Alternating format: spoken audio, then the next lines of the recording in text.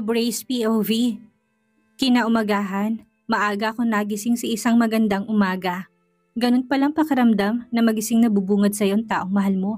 Ang taong dahilan kung bakit ka masaya. Pakiramdam ko'y nasa paraiso kaming dalawa na walang ibang nararamdaman kung hindi ang ligaya na pagmamahal na sana'y wag na lang matapos. Tahimik kong tinititigan si Sydney na mahimbing na natutulog. Nakaunan ako sa matigas niyang braso habang nakayakap naman sa akin ang isa nun. Hindi ko maiwasang ngumiti na may halong kilig habang pinagmamasdan kong gwapo niyang muka na tila kabisado ko na yon. Thank you, honey. Mahinang usal ko. Marahan kong hinaplos ang pisngi niya na naging dahilan para bahagya siyang gumalaw. Pero nanatiling nakapikit ang mga mata niya. Marahan kong hinagod ng hinuturo ko ang tungki ng matangos niyang ilong pababa sa malambot niyang labi na kahit hindi naka-lipstick, mapula-pula yon. Gumalaw si Sydney at mas hinapit pa ako papalapit sa kanya. Tititigan mo na lang ba ako, honey? Why don't you just give me a morning kiss? Sambit ni Sydney na tuluyan ng nagising. Nagmulat siya at saktong nagtamang mga mata naming dalawa. Agad akong ngumiti. Ganito palang pakiramdam kapag gumigising ka na ang taong mahal mo ang agad na bubungad sa'yo. Masaya kong sabi. This is the feeling I always wanted to feel, honey. Ngumiti si Sydney. Inayos niya ang bahagyang nagulong buhok ko. Hinalikan pa niya ako sa noo. And from now on, every time nagigising ka, gusto ko akong bubungad sa'yo. We're married and we love each other. Kaya wala nang dahilan para magbukod pa tayo ng kwarto. Sabi ni Sydney. Tumango ako't niyakap siya ng mahigpit. Isiniksik ko pang ulo ko sa dibdib niya. Ang sarap sa pakiramdam. I love you, honey. I love you. Balik ni Sydney. Niyakap niya pa ako habang hinahaplos ang buhok ko at hinahalikan ang ulo ko. Hindi ka ba papasok sa trabaho? Kapag kaway tanong niya. Nang banggitin ni Sydney ang trabaho, mabilis akong bumitaw sa pagkakayakap sa kanya. May trabaho nga pala ako. Mukhang napapasarap ako sa ligayang pinaparamdam sa akin ni Sydney. Na pati trabaho ko nakalimutan ko. I have a work, honey. I need to go to the office dahil kung hindi, baka mawalan ako ng trabaho, sabi ko. Tatayo na sana ako nang pigilan ni Sydney ang braso ko. Wait, honey, you're naked, remember? Natigilan ako, bigla kong kinuhang kumot at binalot sa katawan ko. Natawa naman si Sydney, as if naman hindi ko nakita yan, aniya pa. Umalis siya sa higaan. Naka-boxer lang siya kaya naman kitang-kita kong katawan niya na tila hugis ng maayos. Napalunok ako dahil sa tuwing nakikita kong kahubaran niya. Hindi ko maiwasang hindi yun pagnasaan. Here is your Sydney! Sabi ko't kagad na kinuha ang underwear ko na hawak niya. Pakaramdam ko'y biglang nag-init ang pisngi ko dahil sa ginawa ni Sydney. Can you please go outside the room, honey? Utos ko sa kanya. Bigla ko nahiyang na makita niya ang kahubaran ko. Kahit nakita naman na niya yon. Pero iba pa rin kasi yung makita niya yon na hindi kami nag-iinit. Tumawa si Sydney. Ngayon ka ba nahiya sa asawa mo? Pero sige, lalabas na ako. Naiiling na sabi niya. Saka tumalikod. Natawa na lang din ako nang makalabas si Sydney. Mabilis kong sinuot ang underwear at short na suot ko kagabi. Bumaba ako ng kama pero naakmang lalakad na ako nang bigla ako nakaramdam ng hilo. Nasa pukong noo ko at napatras. Ilang sandali pa't nawala rin yon. Baka nabigla lang siguro ako sa pagtayo. Di sana all special. Umikot pang mga mata ni Mildred. Nag-birthday din ako pero walang nagregalo sa akin ng mamahaling necklace. O kahit fake man lang, bitter pa niyang dagdag. Natawa naman kami ni Alexa habang tahimik lang si Harold. Himalang at sumama siya sa amin na kumain sa labas. Nakapagtataka rin na tila bihira na mag-away si Mildred at Harold. Para bang naiilang na sila sa isa't isa? Sino namang magre-regalo sa'yo? Wala ka namang boyfriend. At lalong wala ka manliligaw. Banat kagad ni Alexa. Saka hindi naman sila nagre-regalo Ikaw. Kumunot ang noo ni Mildred at sumimangot. Grabe ka sa akin, Alexa. Hindi naman lagi. Minsan lang Nagmahal lang ako at gusto kong iparamdam yun sa kanila. Depensa niya. Hindi lang naman palaging sa material na bagay mo may ipaparamdam ang pagmamahal mo Being there for someone is enough na para maramdaman niya ang pagmamahal mo sa kanya, sabat ni Harold. Seryoso lang ang mukha niya na parang may pinagdadaanan. Lahat kami natahimik sa sinabi niya. Nagkatinginan pa kami ni Alex habang napayuko naman si Mildred. Pumapalakpak ako habang nanundoon ang pagka-amaze sa mukha ko. Wow, I didn't expect you to say those words, Harold. I'm proud of you. Binata ka na, sabi ko. Kasunod ng pagtawa. Ganon din si Alexa. In love ka siguro, Harold, no? Usisa naman ni Alexa. Kanino? Pwede ba naming malaman? We're friends here kaya huwag ka nang mahiya. Bahagyang yumuko si Harold. Wala, nabasa ko lang yun somewhere at naisipan kong i-share. Since akma naman sa pinag-uusapan nyo, sagot niya. Ay sus, nahiya ka na naman. Baka naman nandyan lang sa tabi-tabi ang babaeng yun. Patuloy ko. Ano ba kayo? Wala nga yun. Minsan na nga lang ako sumagot alaskihin niyo pa ako.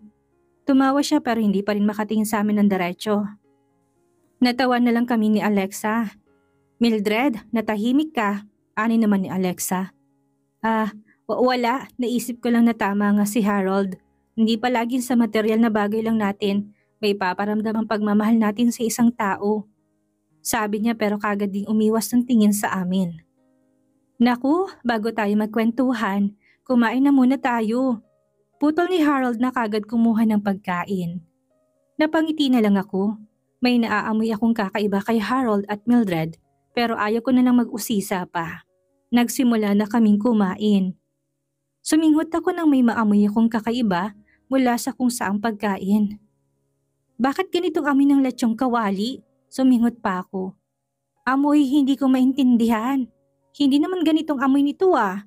Puna ako na nagtataka habang inaamoy ang lechong kawali. Ha? Anong kakaibang amoy? Okay naman ah. Ganun pa rin ang amoy. Sagot ni Mildred na napaamoy na rin. Oo nga, the same pa rin naman, segunda naman ni Alexa. Hindi iba talaga. Hindi ko kayang kainin to, sa inyo na lang. Sabi ko't binigay sa kanila ang nasa pinggan ko.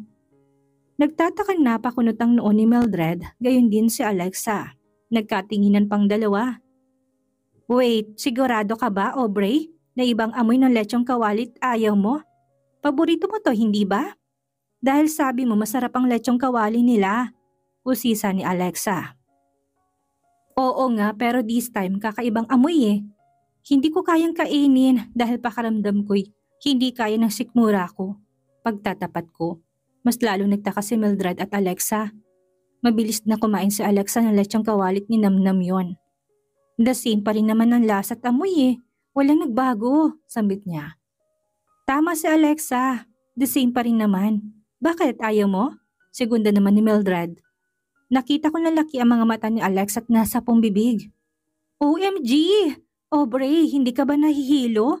I mean, wala ka bang ibang weird na nararamdaman? Usisa ni Alex at tila ba may inaasahang isasagot ko. Kumunot ang noo ko't nag-isip. Nitong nakaraan malimot akong mahilo. Pero marahil dahil yung sa puyat at pagod sa trabaho.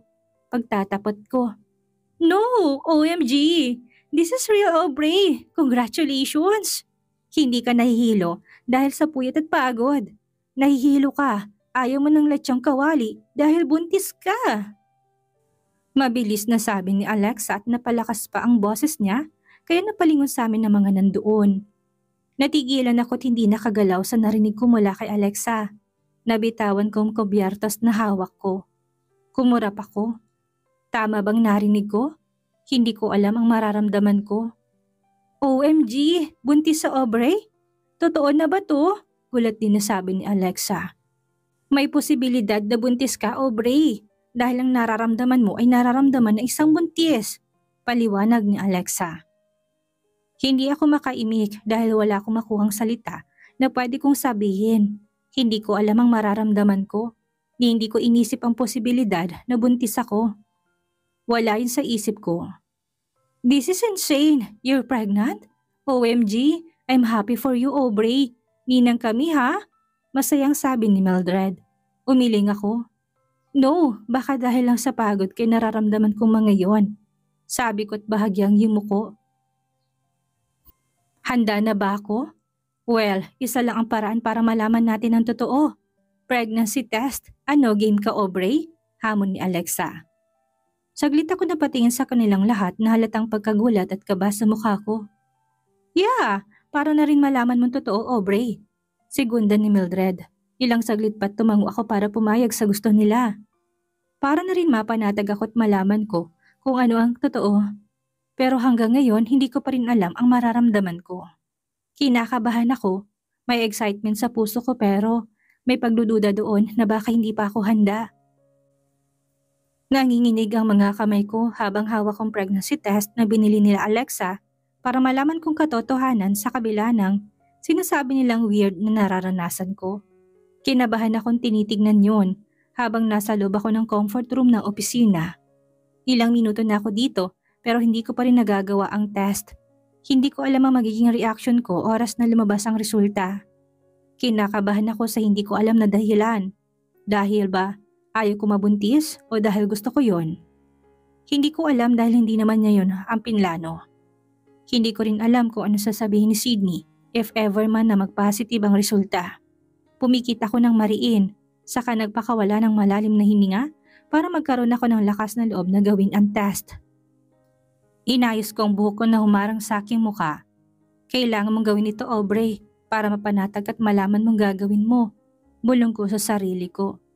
Binuksan ko ang pregnancy test na binili nila Alexa. Pumesto na rin ako para kumuha ng urine sample na gagamitin ko para lumabas ang resulta sa test. Nang makakuha ko ng urine sample, inayos kong sarili ko sa kanila gayon sa pregnancy test. Agad ko yung tinaob para hindi ko makita ang resulta. Mas kinabahan pa ako. Para kong college students na kumuha ng board exam at nag-aabang sa paglabas ng resulta noon. Ilang minuto pa ang lumipas. Pumikit ako at dahan-dahang binaligtad ang pregnancy test kung saan nandoon ang resulta. Huminga muna ako ng malalim. Saka dahan-dahang binuksan ang mga mata ko. Hindi ko alam ang mararamdaman ko nang makita kong resulta ng test na ginawa ko. Nalaki at napaawang ang bibig ko. Hindi ko alam ang mararamdaman ko kung madidismaya ba ako o matutuwa. Walang naging reaksyon ng mukha ko pero hindi ko alam pero bakit bigla ako nalungkot sa naging resulta. Binalik ko ang pregnancy test sa plastic na lagayan noon. Huminga muna ako ng malalim bago nagpa siyang lumabas ng cubicle. Naghihintay naman ang mga kaibigan ko sa labas ng comfort room na mas excited pa sa akin na malaman ang resulta. Kamusta? Positive ba? Agad na salubong sa akin ni Alexa. Lahat silang nag-aabang sa sasabihin ko. Bakas ang saya at excitement sa kanilang mga mukha. Ngumuso ako. Tinignan kong hawak ang pregnancy test at dahan-dahan niyang inabot kay Alexa. Mabilis niyang kinuha yon. Lumapit si Mildred at Harold kay Alexa. Bakas ang pananabik ni Alexa nang buksan ng plastic. Negative! Halos sabay na komento ni Alexa at Mildred. Malungkot akong tumango dahil sa totoo lang, umasa din ako na positive ang lalabas sa test. Aminin ko man o hindi, alam kong excited din ako kahit na meron doong pag-aalinlangan. Seriously? Negative? Hindi kaya may mali sa test? Binasa mo bang instructions? Usisan ni Alexa. Maybe false alarm lang talaga yung pagkahilo ko at yung kakaibang pang-amoy ko. Saka hindi naman ako bago sa pag-test, no? Napanood ko na kung paano mag-pregnancy test. Balik ko sa kanila. Lahat sila'y dismayado sa naging resulta ng test. Nagusot ang mga mukha nila. Sayang naman, nag-expect pa naman ako na magiging ninang na ako. Malungkot na sambit ni Mildred. Baka nga na false alarm lang tayo, ani naman ni Alexa. Maybe this is not the right time for you to have a baby, Aubrey. Segunda naman ni Harold. Malungkot akong tumango. Siguro nga, saka okay na rin siguro kasi hindi pa naman namin pinaplano ni Sidi na magka-baby. I know darating din yung time na yon. Medyo nadismaya lang ako dahil nag-expect din ako, pagtatapat ko. Nung una hindi ko alam ang mararamdaman ko, pero nang maiisip kong baby na hinihingi na rin ng pamilya namin. Bigla ako na-excite, pero ngayon ay nadismaya ako sa resulta. Pero weird nahihilo ka at ayaw mo ng lechong kawali dahil sa amoy nun, where in fact wala namang nagbago. Ganun kasi kapag naglilihi, di ba? Pilit ni Alexa na hindi matanggap ang resulta. Natawa ko. Ano ka ba, Alexa? It's okay. Darating din tayo doon in the right time, sabi ko. Maybe bigla lang nagbagong taste ko dahil nasirang pang-amoy ko. Dagdag na paliwanag ko. Tanggapin na lang natin na hindi pa to yung tamang panahon para maging ninang tayo na anak ni Aubrey. Ani naman ni Mildred. Napangiti ako dahil natutuwa ako sa kanila sa kagustuhan nilang maging ninang sa anak ko. Kung siguro man nabuntis nga ako, siguradong mauna pa silang matuwa kaysa kay Sydney. Sa kabila ng disappointment ko sa resulta, may umusbong sa kalooban ko na gusto ko na rin magka-baby. Ang excitement na nararamdaman ko kanina habang ginagawa ko ang test, ang sarap sa pakiramdam. Ganon siguro kapag piling mo, magiging isang ganap ka ng magulang. Nagtaka ako nang umuwi ako ng bahay na wala pa rin doon si Sydney. Hindi rin niya ako sinundo sa opisina ng ginagawa niya sa tuwing uuwi siya galing sa trabaho sa kumpanya.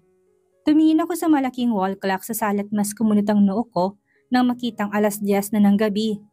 Hindi kaya hindi pa tapos ang trabaho niya sa kumpanya? Mahina kong tanong sa sarili ko.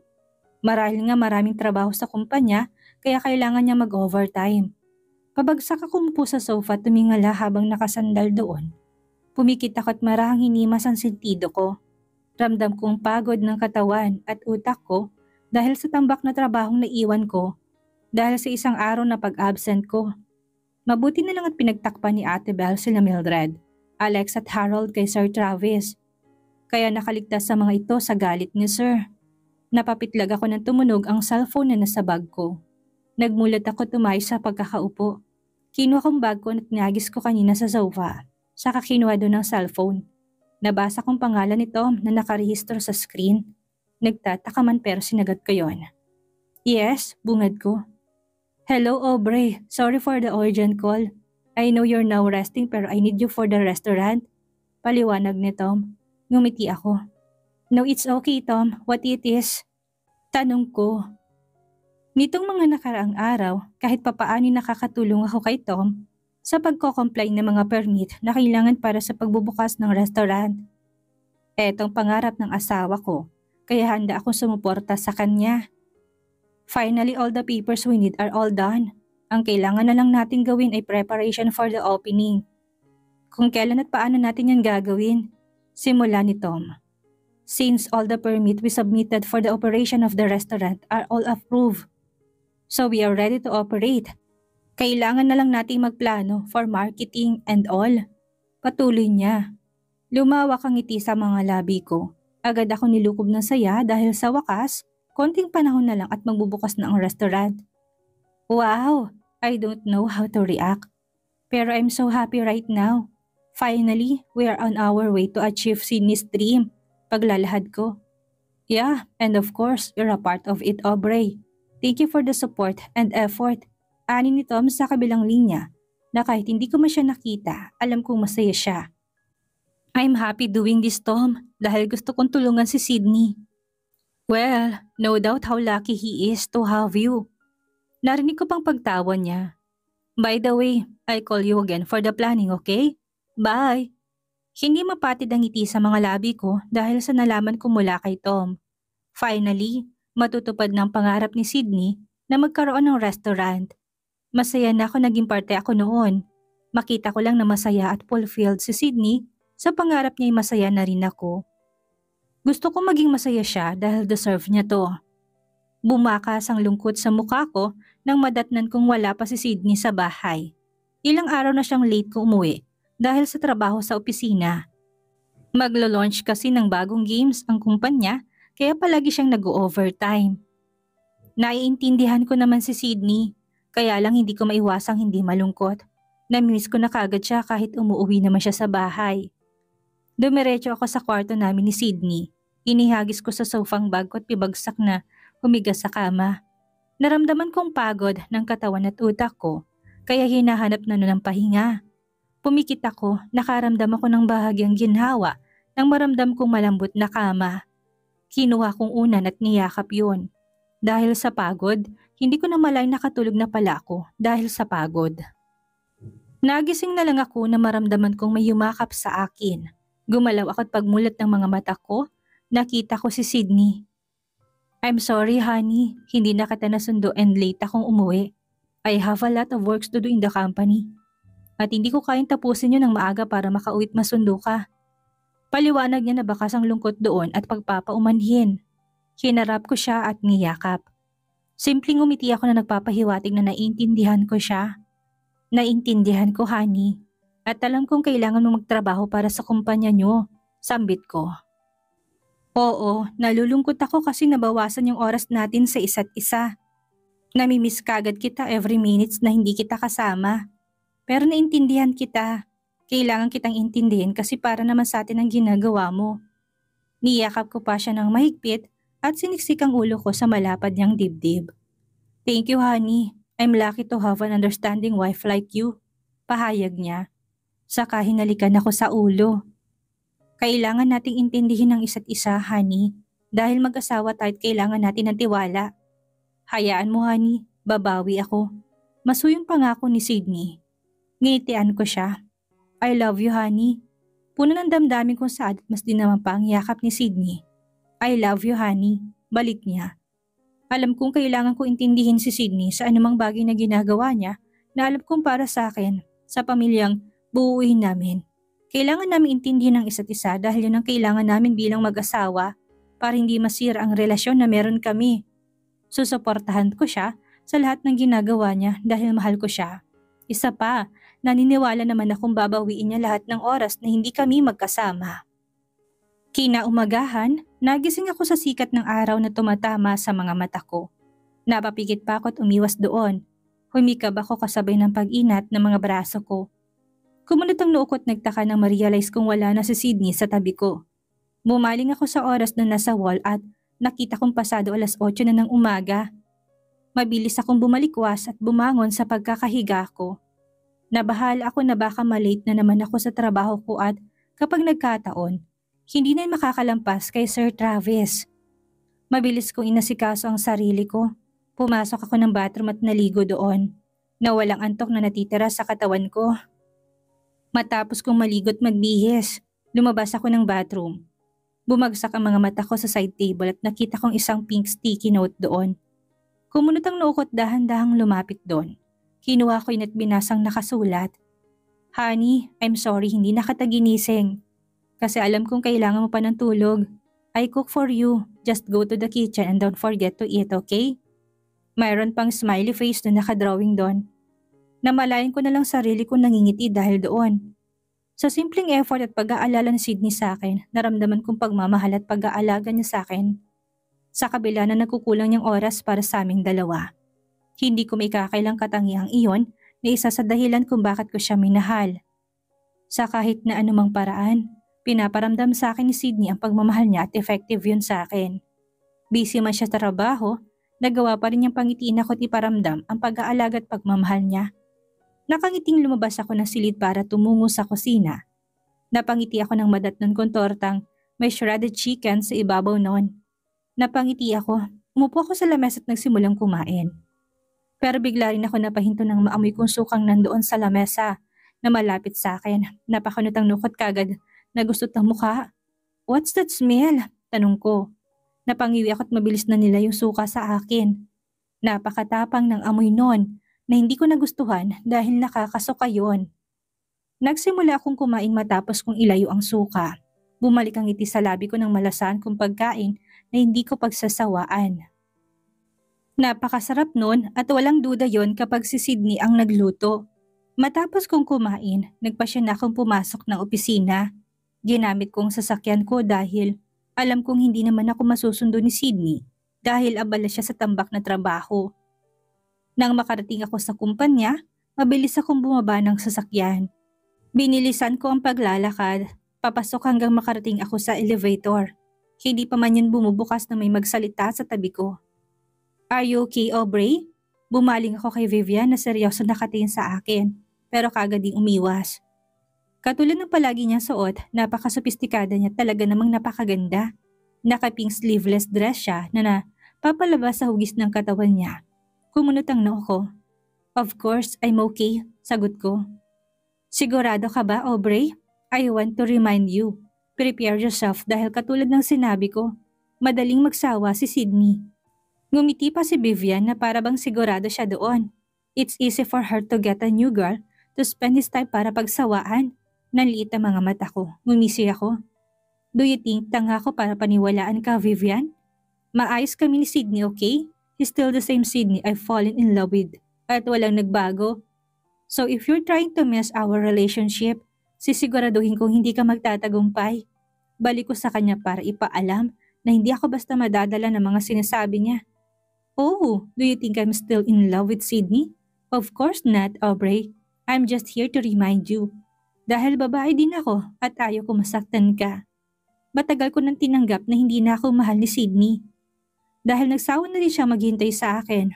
Isa pa, hindi ko pinaghirapan ang image kong ito ngayon para lang maghabol sa lalaki. Mahabang sambit niya. Hindi ako nakaimik. Hindi ko alam pero parang nagsasabi siya ng totoo. Sa tingin mo, maniniwala ako sa'yo? Tanong ko kahit merong sa isip ko na nagsasabing, baka nagsasabi si Vivian ng totoo. Fine, if you don't want to believe me. Okay, bahala ka. Basta I'm happy with my life now. Basta nagpapaalala ako. Ngumiti siya saka naglakad papasok sa elevator. Naiwan akong tulala. Hindi ka pa ba sasakay, Aubrey? Pukaw niya. Kumurap ako at bumaling sa kanya na naghihintay sa loob ng elevator. Ngumiti pa siya. Dahan-dahan ako naglakad papasok at hindi na umimik. Dapat ba ako maniwala kay Vivian? Bakit meron sa isip ko na nagsasabing baka nga totoong mga sinabi ni Vivian? Baka ito na yung panahon para ayusin ang lahat sa pagitan namin. Baka nga nagbago na siya at natanggap ng katotohanang hindi na siya mahal ni Sydney. Binaba ko ang cellphone ko nang matapos ang tawag ni Tom para sa gagawin naming plano sa nalalapit na opening ng restaurant na matagal ng pangarap ni Sydney. Natawa nga ako sa pangalang naisip ni Sydney para sa restaurant. Aubrey Restaurant na talagang ipinangalan pa niya sa akin. Sa dami ng magagandang pangalan na pwedeng maisip, yun pa talagang naisip niya. Pero aaminin ko na natuwa ako at na-appreciate ko yon. Dahil sa pamamagitan nun, naramdaman kong mahalaga talaga ako kay Sydney. Bumuntong hininga ako habang nakaharap sa malawak na kalangitan. Tanghali na rin dahil mataas na ang sikat ng araw. Tumingin ako sa cellphone hawak ko at nakita kong pasado 12:00 na ng tanghali. Malungkot akong pumihit at umupo sa upuan na nandoon sa terrace. Namimiss ko na kaagad si Sydney dahil kahit Sabado, kailangan niyang pumasok sa kumpanya kasama ang game developer ng kumpanya para sa prototype games na i-launch nila. Gumising nga akong wala siya sa tabi ko at naiwan lang ang sticky note na nagsasabing nagluto siya para sa akin at dapat kong kainin. Bumaling ako sa cellphone ko. Binuhay ko yung nilagay sa message. Hinanap kong pangalan ni Sydney at nag-type ng message sa kanya. Anong oras ka uuwi? Matapos kong i-type yon, tinitigan ko muna at paulit-ulit na binasa. Bago na pagpasyahang isend sa kanya.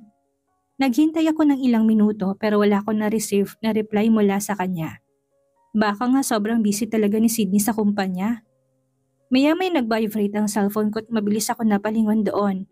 Umaasang pangalan ni Sydney makikita ko doon pero kagad din ako nadismaya nang makita kong pangalan ni Sir Travis. Suminghap ako at walang ganang binuksan ang message niya. Huwag mong kalilimutan ang interview with Vivian tonight, okay? Napapikit ako at nasapong sentido nang maalala kong interview ko kay Vivian. Bumalik din sa isip kong sinabi niya tungkol kay Sydney na ang nakaraang araw na magkita kami. Napabuntong hininga ko. Muntik ko nang makalimutan yon dahil sa ilang bagay na gumugulo sa isip ko. Ilang minuto pa bago ko tumayo sa pagkakaupo ko pero kagad ako napahawak sa table na nandoon sa harap ko nang maramdaman kong pag-ikot ng paligid ko. Itinon kong palad ko sa lamesa at mariing pumikit. Nakaramdaman ako ng hilo na hindi ko alam kung bakit malimit ko itong maramdaman. Marahil baka dahil sa pagod, dahil sa tambak na trabaho sa kumpanya. Sinapo ng kanang kamay kong sentido ko at marahan niyang minasahe habang nakapikit ako. Bumuga pa ako ng hangin at ilang saglit pa ako na sa ganong posisyon bago nagmulat at sinubukan lumakad. Nakahinga ako ng maluwag nang maramdaman kong nabawasan ang pagkahilo ko. Baka kailangan ko lang magpahinga. Dumiretso ako ng kwarto namin ni Sydney at humiga doon. Kumain na rin naman ako ng tanghalian kaya pwede na rin ako magpahinga. Ipinikit kong aking mga mata at marahang hinimas ang sentido ko. Hanggang sa hindi ko namalayan na nakatulog na ako. Matapos kong ayusin ang sarili ko, nagpasya na akong lumabas ng bahay. Halos ilang oras din ako nakatulog kanina at pagising ko'y kumakalat ng dilim sa paligid. Kaya mabilis ako naghanda para sa interview yung gagawin ko kay Vivian. Binigay na rin sa akin ni Sir Travis ang lugar kung saan yun gagawin. Sa isang restaurant, natulog akong wala si Sydney at nagising ako walang pa rin siya. Nadismaya man ako at nalungkot, alam kong kailangan ko maintindihan ang kailangan niya magtrabaho para sa kumpanya nila. Namimiss ko lang siguro siya dahil pakaramdam ko, nagkakaroon ng kakulangan sa oras ang bawat isa sa amin. Sumakay ako ng kotse at kagad niyang pinaandar patungo sa restaurant na sinabi ni Sir Travis sa akin. Sigurado akong isang sosyal na restaurant yon dahil si Vivian ang nandoon. Gusto ko naming matapos ang project na to para wala ng dahilan. Para magkita pa kaming dalawa. Ilang minutong biyahe at narating kong restaurant na sinabi ni Sir Travis. Hindi nga ako nagkamali dahil sa labas pa lang noon, makikita ng elegante yon.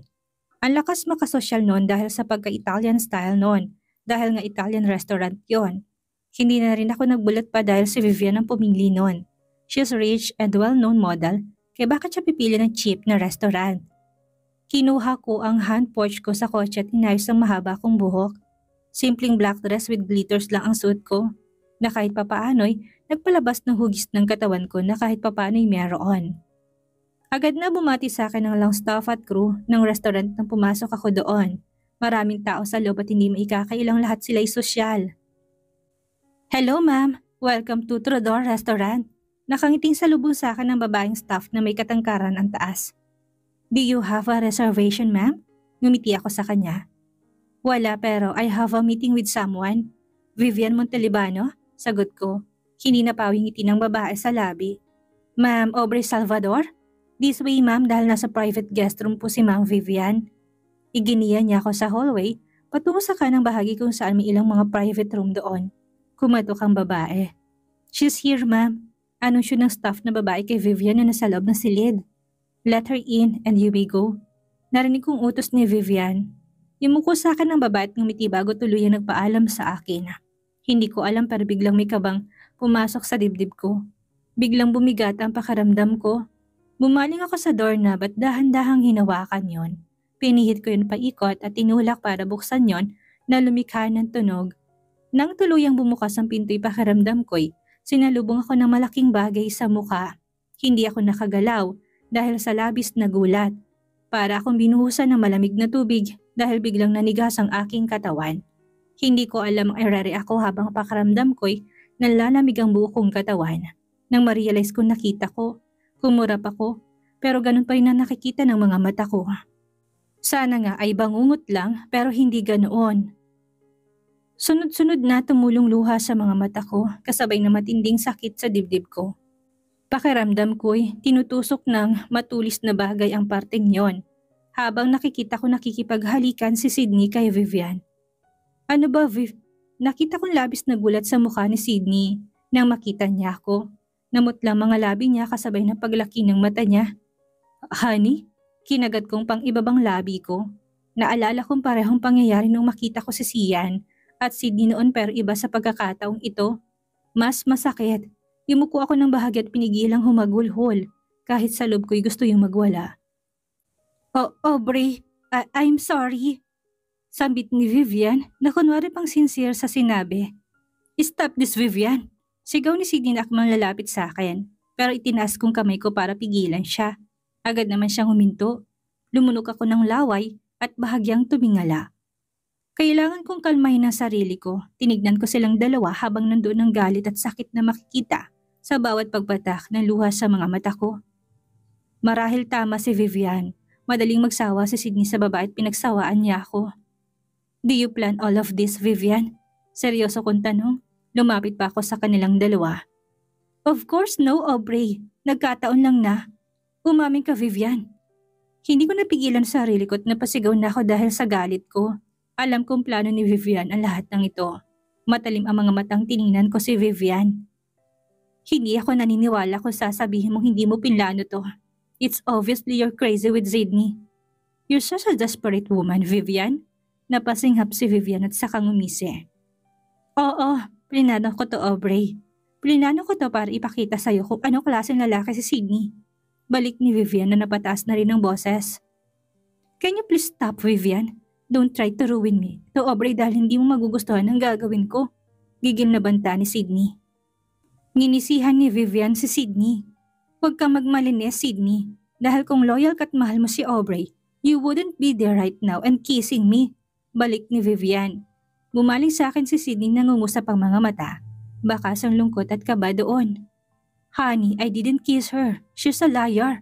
Matagal ko nang hindi mahal si Vivian because I love you. Huwag kang maniwala sa kasinungalingan ng babaeng yan. She's ruining our relationship. Pagmamakaawa ni Sydney. Saglit ko lang siyang tiningnan at hindi ko sinagot.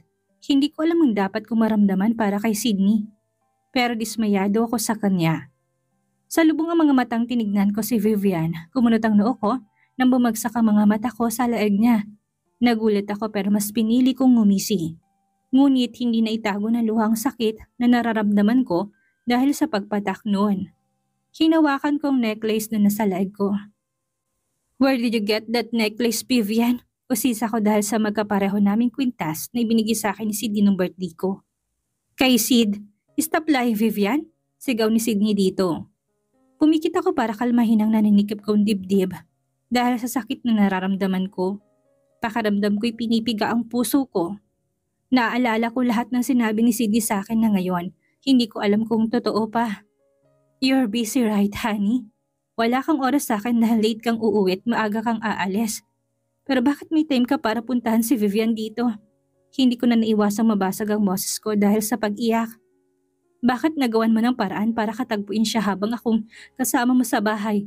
Hindi mo paglaanan ng oras? Puno ng hinanakit ko pang dagdag. Ang tanga ko na pinaniwalaan kong busy ka sa kumpanya. Kahit text ko hindi mo magawang replyan.